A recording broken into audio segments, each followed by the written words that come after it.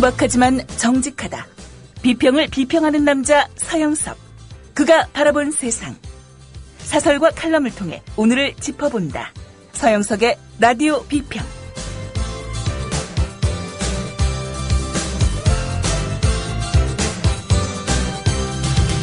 안녕하십니까, 서영석입니다. 한국사가 대입수능 필수 과목으로 채택됐습니다. 역사 교육은 필수라는 인식 때문입니다. 고등학교 1학년 때부터 필수 과목으로 시험을 치르게 되는데요. 이 고등학교 1학년을 위한 EBS 교육방송 참고서가 나왔습니다.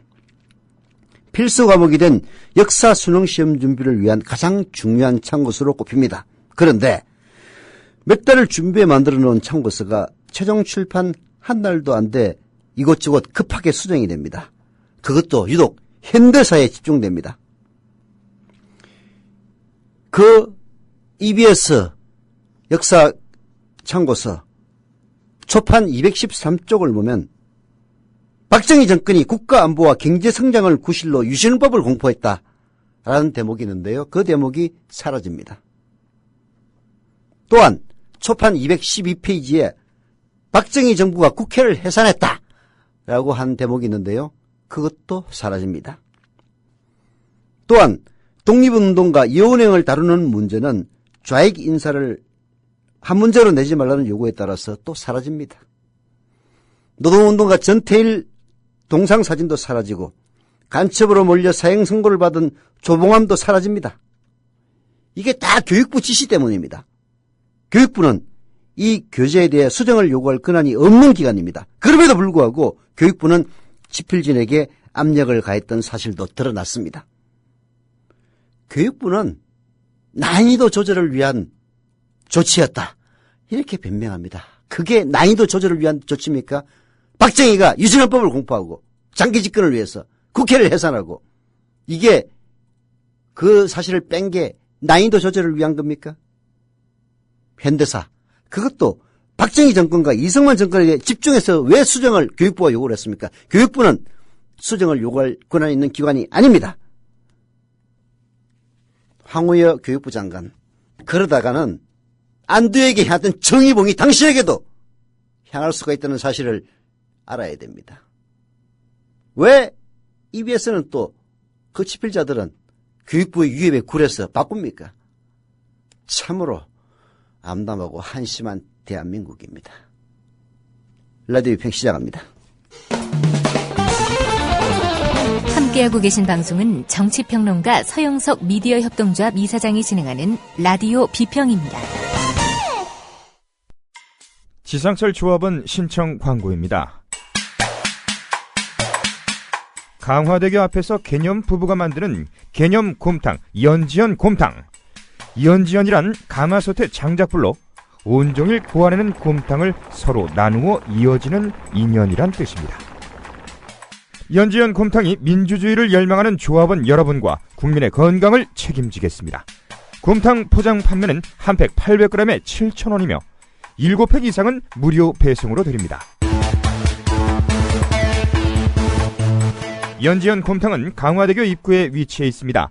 단체 주문 예약 및 포장 주문 전화번호는 010-7252-1114, 010-7252-1114, 031-989-9968. 조합원 단체 예약은 10% 할인해드립니다.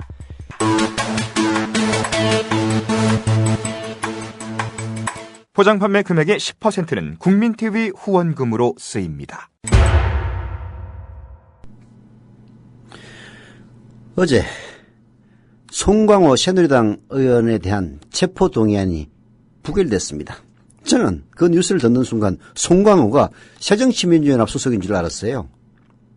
그동안 기레기 언론들이 야당이 방탄국회한다고 새정치민주연합 엄청나게 조져댔습니다. 그거 새누리당도 같이 덩달아서 같이 비난했습니다. 그래서 국회가 열려가지고 방탄국회를 열었다고 하길래 저는 새정치민주연합 의원인 줄 알았어요. 근데 알고 보니까 새누리당 의원이었습니다. 정말 새누리당의 뻔뻔한 태도 놀랍습니다. 불과 며칠 전 새누리당은 입법로비 의혹을 받고 있는 야당 의원들에 대한 검찰의 사전구속영장 청구에 대응해서 새정치민주연합이 임시국회를 소집한 것을 두고 방탄국회라고 앞장서 비난했습니다. 하지만 정작 자기네 당의원의 체포동의안이 국회로 넘어오자 언제 그랬느냐는 듯이 부결해버렸습니다. 더 큰 문제는 그 송강호 새누리당 의원 혐의가 뭡니까? 세월호 사건의 한 원인으로 지목됐던 관폐 척결과 직결되어 있다는 점입니다. 송강호에 대한 체포동의서 내용을 보면 송강호는 그동안 레일 체결장치 납품업체 대표로부터 11차례나 금액을 받아 챙긴 것으로 되어 있습니다.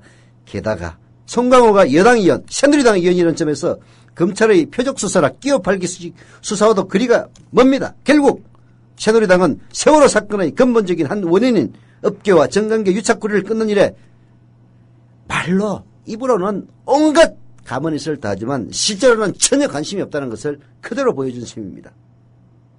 김무성 관훈클럽 토론회에서 의원의 불체포 특권은 법이 개정되지 않더라도 우리가 내려놓아야 될 특권이다라고 얘기한 바가 있습니다. 그런데 지금 와서는 의원 개개인의 생각이니까 존중해줘야 된다라고 이따위 망발을 내뱉고 있습니다. 이건 이명박 때보다도 훨씬 더 후퇴한 겁니다. 이명박 때요, 정두원이 체포동의안이 부결되자 당시 한나라당의 원내대표를 비롯한 원내 지도부 전부 총사퇴했습니다. 그런데 지금 김무성은 의원 개개인의 생각이니까 존중해줘야 된다고요. 김무성 자기 자신이 언젠가 체포동의안이 국회에 나올지 모르니까 미리 바람막이 치는 겁니까? IMPT가 불체포 특권 포기, 새누리당 말은 그렇게 하지만 실제로 체포동의안이 올라왔을 때 부결시킨 것은 새누리당이 훨씬 많다라는 것을 실증적으로 보여주고 있습니다.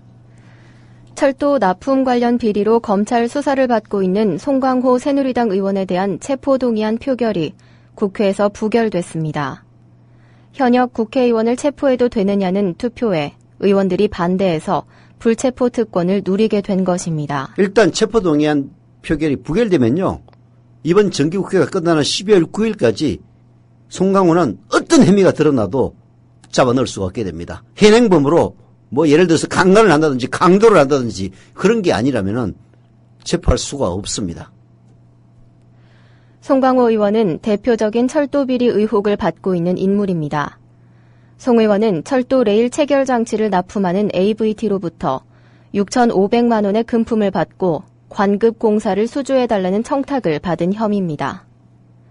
송강호 의원은 대표적인 국회 건설교통위원회, 국토해양위원회를 거친 대표적인 철피아입니다. 철피아로 지목받고 있는 송강호 의원에 대한 체포동의안이 부결됐다는 사실은 국민들에게 많은 충격을 던져주고 있습니다. 그렇습니다. 철피아. 이 사람들을 척결해야만이 결국은 세월호 참사와 같은 그런 일들이 또다시 일어나지 않습니다. 세월호 참사도 역시 마찬가지였어요. 그 해운 승급 회편지 이런데 돈 받아먹고 로비 받아가지고 결국은 제대로 점검 안 하고 마구잡이로 허가 내주고 정축시켜주고 그리고 손님들을 아무리 많이 받아도 제재하지 않고 그러다가 사고 난 것 아닙니까? 철피야, 철도도 마찬가지예요. 이런 식으로 돈을 갖다 6,500만 원 드러난 것만 그러니 돈을 갖다 몇 억씩 먹이면은 결국은 그 부품의 부실로 나타날 것 아닙니까? 그게 부결됐단 말입니다. 어떻게 부결됐는지 살펴봤더니 이렇습니다. 송강호 의원 체포동의안 표결은 국회의원은 300명인데 총 223명이 참여했습니다. 반대가 118표, 찬성이 73표, 기권이 8표, 무효가 24표가 나왔습니다. 새누리당 의원이 모두 반대를 던졌어도 새누리당 의원 4명은 기권이나 무효표를 던진 셈입니다. 문제는 새정치연합입니다. 새정치연합은 총 96명이 투표했는데 찬성 당론으로 정한 정의당 5명을 제외하면 68명만이 찬성을 했다고 볼 수 있습니다. 새누리당의 기권 무효표를 제외하면 24명이 무효와 기권표를 던진 셈인데 무효표를 제외하면 최소한 4명 이상이 기권을 했다고 봐야 됩니다. 투표 방식을 몰라서 무식하게 기권이란 말을 투표용지에 써서 무효가 된 경우도 있겠지만 새누리당이나 새정치연합 의원 개개인 모두가 송강호 의원의 체포동의안에 적극적으로 찬성하지 않았다는 사실 알 수가 있습니다. 물론 새누리당이 제일 나쁜 놈들입니다. 그러나 새정치민주연합도 역시 동조하는 의원들이 몇 명 있었다는 거 잊어서는 안 됩니다. 현역 국회의원의 체포동의안은 영국에서 여왕을 견제하기 위해 시작됐습니다.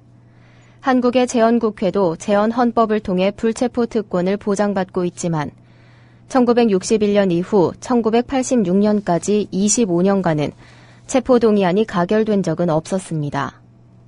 현역 의원 체포동의안은 현재까지 총 53건으로 나와 있습니다.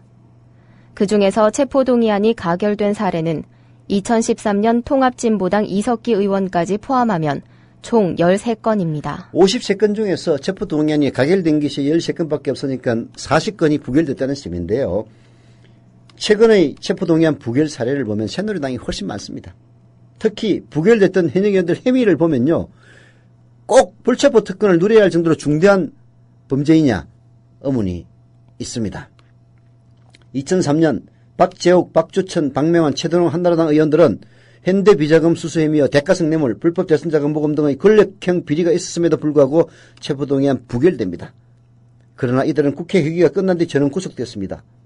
2003년 그때 한나라당이 다수당일 때예요. 그래서 자기 당 4명 비리가 있어서 검찰이 체포동의안을 제출했는데도 불구하고 부결시켰다는 이야기입니다. 그런데 워낙 혐의가 중하니까 회기가 끝난 후 전원 다 구속됐습니다. 특히 새누리당은 공천헌금 의혹을 받았던 현영희 의원이나 그리고 디도스 사건 최고식 의원을 탈당시키지 않았다면 최근의 체포동의안 부결은 거의 새누리당에 집중됐다고 봐도 무관할 지경입니다. 새누리당은 이미 현역 국회의원의 불체포 특권 포기를 뻔뻔스럽게 선언한 바가 있습니다. 김무성 대표도 간원클럽 토론회에서 불체포 특권이야말로 우리가 내려놓아야 될 특권이다라고 주동아리로는 그렇게 말은 잘해요. 말로만 만리장성을 쌓는다면 아마 새누리당 의원들 솜씨는 말로는 한나절이면 만리장성 만들 겁니다.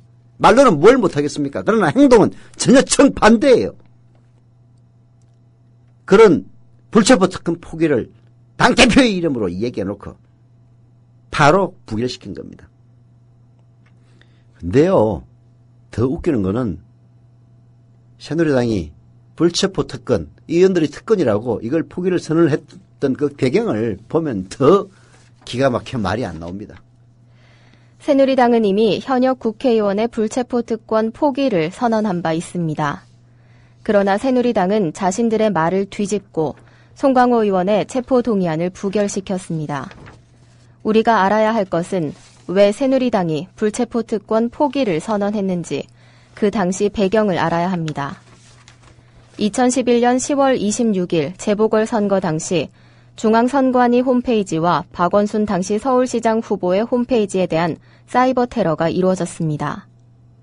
이 사이버 테러의 배후에는 최구식 한나라당 의원의 수행비서관 등이 연루되었습니다. 이 사건이 터지자 한나라당은 비상대책위를 통해 국회 회기 내에 불체포 특권을 포기하겠다는 발표를 했고 많은 국민들이 그들의 정치 쇄신안에 디도스 사건은 잊어줬습니다. 새누리당의 정치 쇄신안 쇼는 대선 기간에도 이루어졌습니다. 안철수, 문재인 후보의 단일화 회동이 있자 박근혜 당시 새누리당 대통령 후보는 정치 쇄신안을 발표하면서 국회의원 후보 선출을 국민 참여 경선으로 하는 것을 법제화하는 등의 안을 발표했습니다. 새누리당은 항상 어떤 사건이 터져서 자기들이 당의 위신이 실추되거나 지지도가 떨어질만 하면 이런 식으로 정치 쇄신하겠다며 말로는 몸을 낮추고 그리고 정치적 대응을 하는 그런 식으로 나옵니다. 하지만 실제 행동은 어떻느냐. 정치 쇄신을 하겠다. 그중에서도 국회의원의 특권을 내려놓겠다. 그래서 불체포 특권, 회기 중에 발언에 대해서는 면책을 받고 그리고 체포를 하려면은 반드시 체포 동의안을 갖다가 상정해서 국회의원들의 동의를 얻어야만 되는 이런 불체포 특권 포기하겠다고 얘기를 해놓고 실제로는 어제 송광호 의원, 새누리당 의원의 체포 동의안을 부결시킨 데서도 알 수 있듯이 그저 말 따로 행동 따로 그들의 말은 오로지 위기를 모면하기 위해서 국민들에게 날리는 공수표에 불과합니다. 그럼에도 불구하고 새누리당이 왜 그렇게 하겠습니까?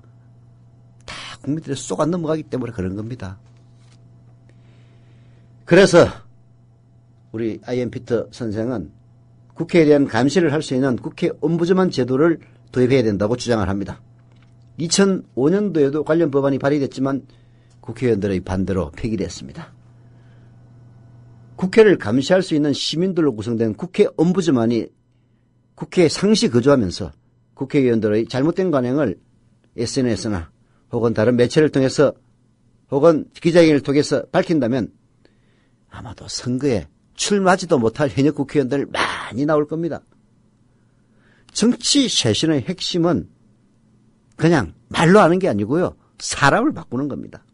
사람이 바뀌지 않으면 아무리 말 떠들어도 절대 바뀌지 않습니다. 사람이 바뀌려면 시스템부터 뜯어 고쳐야 되는데요. 그 시스템을 바꿀 사람들이 바뀌지 않으면 매번 똑같은 일이 벌어지는 겁니다. 그래서 국회를 먼저 쇄신하고 그리고 국회를 감시할 수 있는 여러 수단들 중에서 아이엠피트의 얘기대로 국회 옴부즈만 제도를 도입하는 이런 방안도 심각하게 고려해야 됩니다. 국방부에도요. 국방 옴부즈만을 도입하자고 그러는데 군인들, 장군들이 반대해가지고 결국은 도입 못했던 겁니다.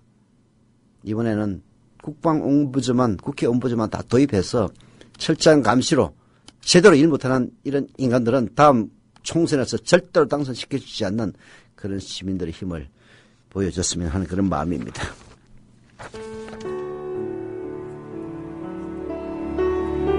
경남 거창에 사는 조합원 백함나무님.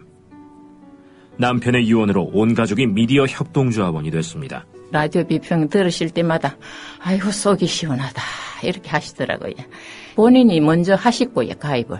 예, 그 뜻을 이제 알았기 때문에 손자, 손녀 6명까지 그렇게 이제 다 가입을 하게 됐지. 작고한 부부는 왜 국민TV 조합원 가입, 이것이 이 시대에 꼭 필요한 언론운동이라고 확신했을까요? 가슴 아픈 가족사가 있었습니다. 전에 민족일보 조영수 그분 그때부터 관심을 많이 가지시고 저 동아투이 그때 남편이 광고도 내고 또 한겨레 주주도 되시고 저희 시어른 되시는 분이 보도연맹에 억울한 죽음을 당하셨습니다. 중학교 때 아버지가 억울하게 그리고 옥살이 하실 때 그 도시락을 가지고 감옥에 가서 어느 날 갑자기 그래 이제 총살 당했다는 그런 걸 안 겪었으면은 또 평범하게 살았을 수도 있는데.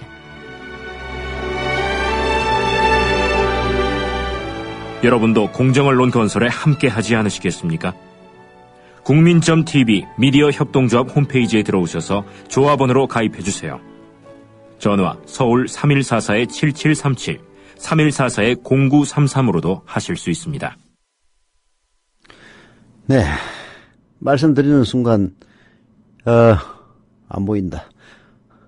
충북 제천시 수산면의 해빙님 조합원 가입하시고 출자금까지 납부 완료하셨습니다. CMS 계좌이체로 매월 조합비 11,000원도 납부하도록 했으면 하네요. 경남 창원시 성상구 성주동의 대장 71님 역시 조합원 가입 출자금 납입해 주셨고요. 전라남도 나주시 다시면의 망치의 미래님도 역시 출자금 납입, 조합원 가입 출자금 납입해 주셨네요. 감사드립니다. 추석 때가 다가오면은 돈 쓸 때 많아서 조합원 가입이 주춤해지고 있는데요.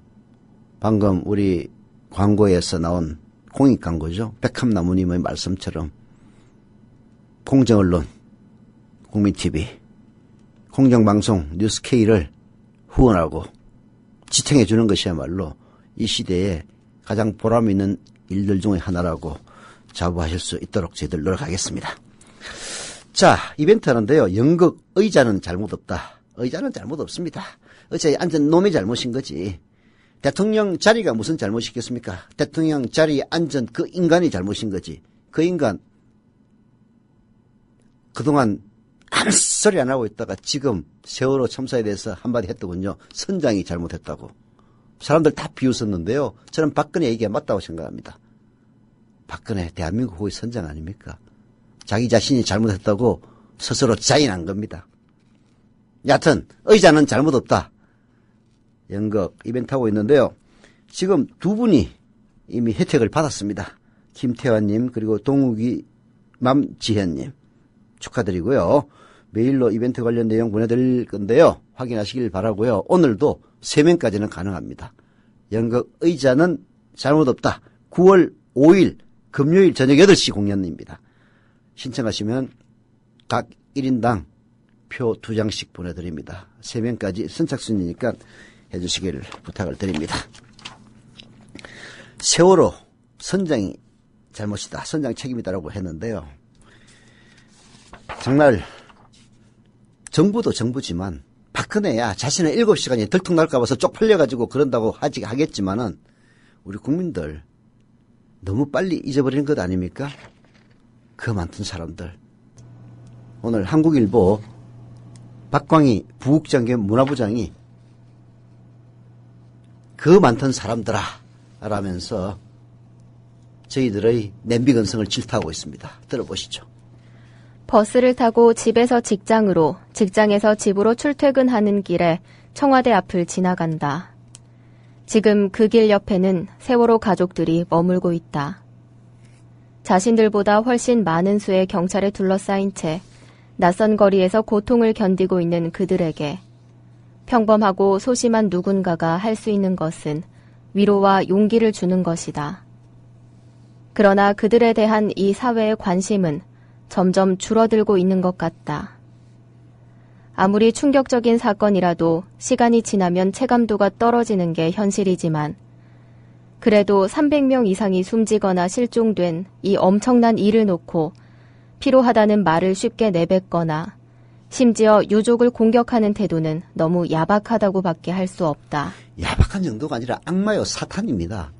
아니, 자기 자신의 아들이나 자기 자신의 딸이나 자기 자신의 손자 손녀가 물속에서 억울하게 목숨을 잃어도 나중에 시신을 건져놓고 보니까 손톱 아래에 피멍이 들 정도로 이런 것을 보면은 제정신이 들겠습니까? 그런 사람들 자기가 안 당했다고 해가지고 필요하다.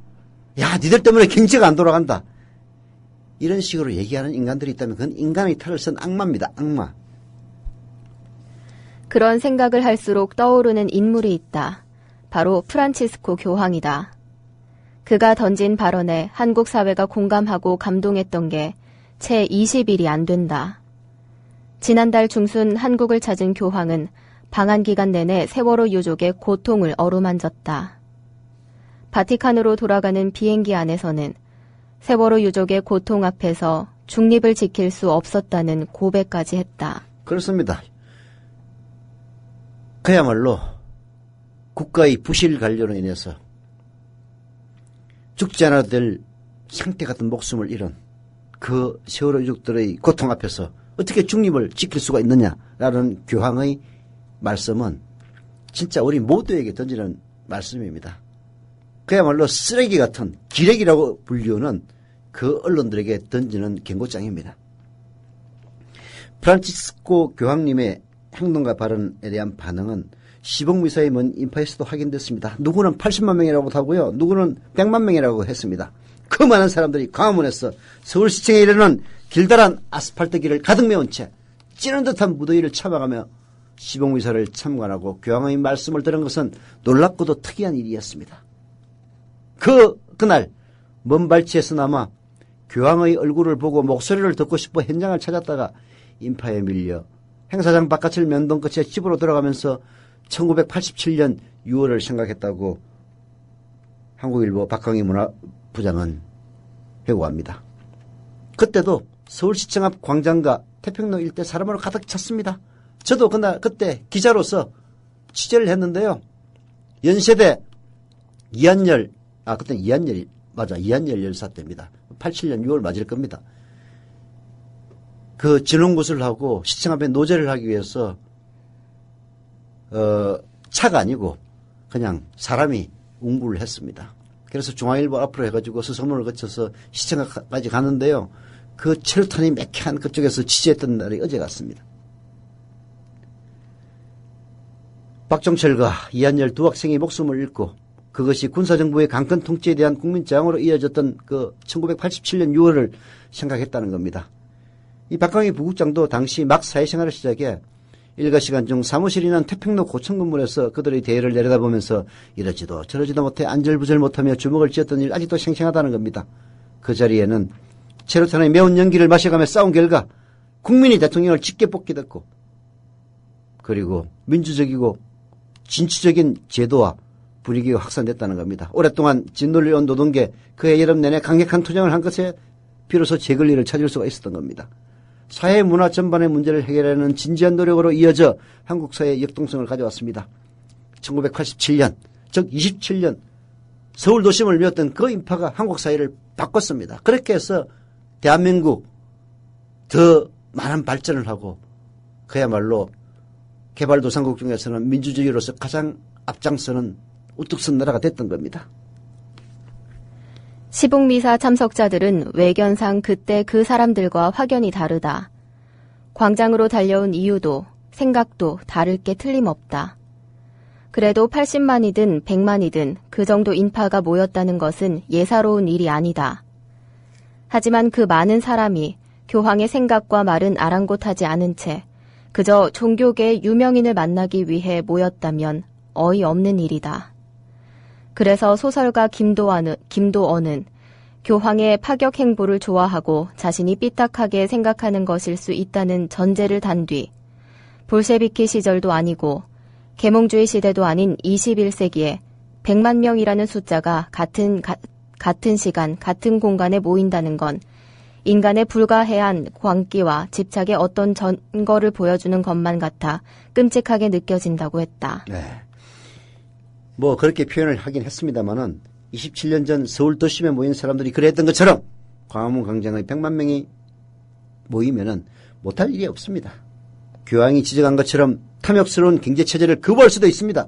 그리고 권력과 부자의 행포에도 맞설 수가 있습니다. 가난하고 약한 이들을 위로하고 그들에게 용기를 줄 수도 있습니다. 부정한 정치인을 쫓아낼 수 있고 퇴행적인 시도를 막을 수 있습니다. 만약 그게 아니라면 그 많은 사람들이 그 100만 명의 사람이 한 자리에 모인 게 무슨 의미가 있겠습니까? 민족명절 추석이 다가오지만 지금 세월호 유족은 거리에서 여전히 피눈물을 흘리고 있습니다. 정치권은 무례하고 뻔뻔하고 무능합니다. 무례하고 뻔뻔한 건 새누리당과 박근혜 대통령이고요. 무능한 것은 야권입니다. 그들을 보면서 그 세월호 유족들을 보면서도 사람들이 점차 무심해져만 가고 있습니다. 교황의 미사 때 광화문에 모였던 100만 명의 그 인파들 지금 도대체 무엇을 이럴 때 하려는 것인지 박광희 한국일보 문화부장이 묻고 있는데요. 정말 우리 모두에게 던져야 될 질문입니다. 미디어 협동조합 국민TV 뉴스K 앵커 노종면입니다. 정치 권력, 재벌, 특정 지배주주로부터 오염되지 않는 언론, 국민TV가 그 실험을 해나가고 있습니다. 이런 언론이 지속 가능하다면 다른 여러 언론도 따라올 것입니다. 닻을 올린 국민TV, 순항하도록 힘을 실어주십시오.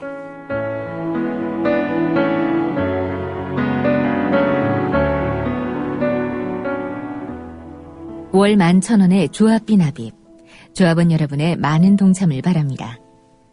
자동납부는 미디어 협동조합 홈페이지 국민.tv 또는 서울전화 3144-0933, 서울전화 3144-7737로 신청하실 수 있습니다.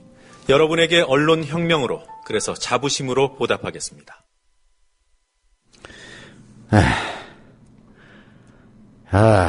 이제 말씀드린 순간 또 한 명 가입했습니다. 경북 경산시 정산동의 대지님. 조합가입 감사드리고요. 출자금 납입과 조합비 납입 신청 CMS 계좌 이체 신청도 해주시기를 부탁드리겠습니다. 광고하겠습니다. 오해석 생활단식 광고입니다. 다이어트도 좋고 건강에도 좋다고 해서 저도 해봤는데 뭐 좋더라고요. 그래서 저는 요즘 매월 초나 혹은 중간에 월단식을 합니다. 사흘단식 하는 건데요. 오해석 생활단식으로 오해석 생활단식 신청하시면은 특히 또 국민TV 조합원들에게는 1구자 5만원씩 정자까지 해드린다고 합니다. 문의 전화는 010-2013-8575, 010-2013-8575고요. 오해석 생활단식으로 연락 주시면 됩니다. 김용민 국장이 요즘 또 칼럼계에도 입문을 했는데요. 아주 좋습니다. 지난번 칼럼도 한번 소개해드린 적이 있는데요. 이 시간에 어제 쓴 칼럼, 홍준표의 노무현 존경 발언은 진심, 그들은 늘 그랬다. 이게 바로 새누리당의 본질입니다. 아주 정치권에서 정말 경험한 사람이 아니면 쓸 수 없는 칼럼 소개해드리겠습니다. 총선 때 이야기입니다. 새누리당 인우군 후보 선거운동을 벌이던 지역 여성 시의원과 우연히 만났는데 미안합니다. 이제 제가 단상에 올라가서 김용민 후보님 비난을 해야 합니다. 이해하시지요? 라는 말을 들었습니다. 무슨 비난을 허락받고 하느냐 속으로 웃었지만 그녀는 비정한 정치 무대 안에서도 나름 도덕과 염치를 챙기고 싶었던 모양입니다. 마이크를 잡은 그녀, 저를 지목하고는 애들 교육에 도움이 안 되고 근본부터 자질이 안 되는 이라 운운했습니다. 그녀가 당선시킨 국회의원은 지금 46일 단식한 분의 건강을 곁에서 끝까지 챙겨준 민간인 의사를 상대로 뒷조사하고 다닙니다.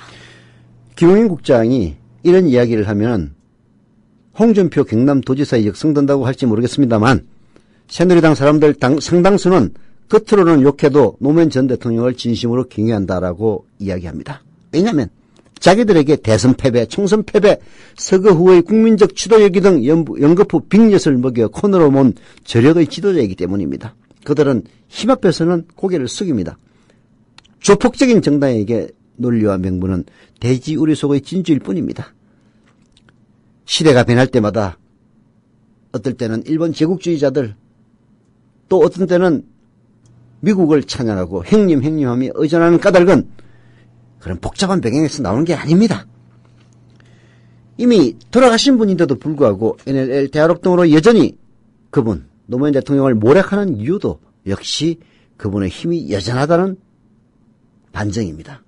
노무현 전 대통령의 고향이자 묘소가 있는 경남 김해 진영읍 봉화마을을 방문해서 노무현 대통령 훌륭한 대통령이겠다라고 한 홍준표 지사의 말, 김용민 국장은 그것이 진심일 거라고 봅니다. 그렇다면 과거 참여정부 시절 노무현 대통령을 비난한 행위는 도대체 무슨 명령이냐? 생계형 모략이었다는 겁니다. 살기야 몸부림 그런 정도였죠. 아마 그게 합당한 표현일 겁니다. 권력자를 향해서 무차별적인 비난을 쏟아내야 야당의 존재감이 만들어지고 그래서 자기 자신의 지지층을 결집시킬 수가 있기 때문입니다. 그래서 새누리당은 새정치민주연합에 대해서 아주 의아해야 할 겁니다. 왜 야당이 저렇게 조용하냐, 무력하냐 라면서 말입니다. 새누리당 정치인들은 살기 위해 모략하고 살기 위해 전투합니다. 이석기 체포동의안 처리됐을 때 친박실세 윤상현이 찾아가 이석기 통합진보당 의원을 찾아가 악수를 건넸다지요.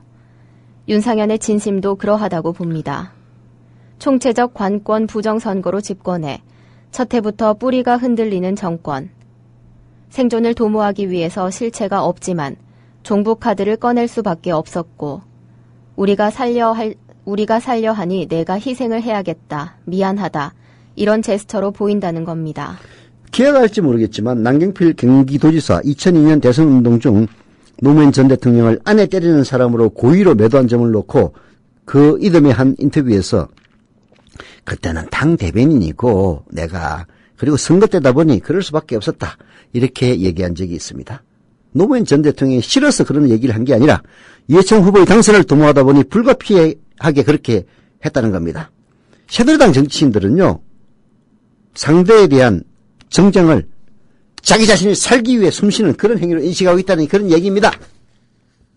요즘 국민라디오 드라마로 소개되는 소설 악명 높은 연인의 대사 한 구절 소개를 해드리는데요.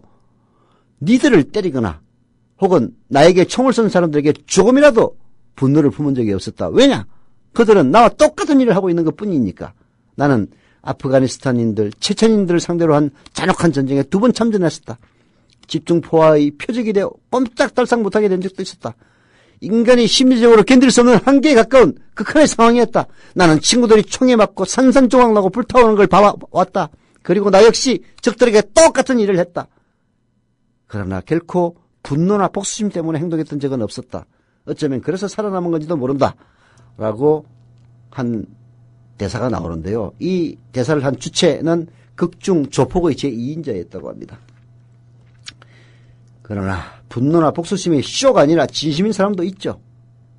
예외입니다. 바로 그분이 박근혜 대통령입니다. 박근혜 대통령은 상대가 누구든 일단 미워하게 되면 절대 용서하지 않는 것 같습니다. 아버지를 배반한 옛 부하에 대한 학습 효과로 형성된 사고체계겠지요. 박근혜 대통령 자기를 공격하는 누군가가 있다면 절대 용서하지 않았습니다. 그게 상대당인 물론이고 자기 당이라도. 그렇지 않아도 김무성 새누리당 대표 이런 얘기 한 적이 있습니다. 그때는 박근혜 대표하고 완전히 틀어졌을 때입니다. 새누리당 김무성 대표의 얘기에 따르면은 박근혜가 가장 싫어하는 말은 하극상이고 가장 좋아하는 말은 색출, 근절이라는 말이었다는 것 아닙니까? 값싼 동정조차 못하며 불통 이미지만 고조시키는 박근혜 대통령의 세월호 유족 대처만 봐도 그것은 너무나 명백합니다. 여러 번 만나졌구만 아직도 나를 공경에 빠뜨리려고 하느냐라는 식의 극한의 불쾌함이 박근혜 대통령의 언급 속에서는 보입니다. 박근혜 대통령 침묵하는 듯이 보이지만 제부를 비롯한 제부 동생의 남편입니다.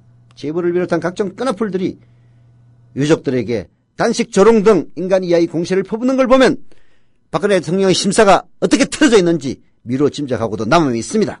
게다가 사과 106일 만에 언급한 세월호 문제에 대해서 선장 탓으로 돌리는 거 보십시오. 인정했지만 또 인정하고 싶지 않은 겁니다. 그런 모순된 감정이 있는 겁니다.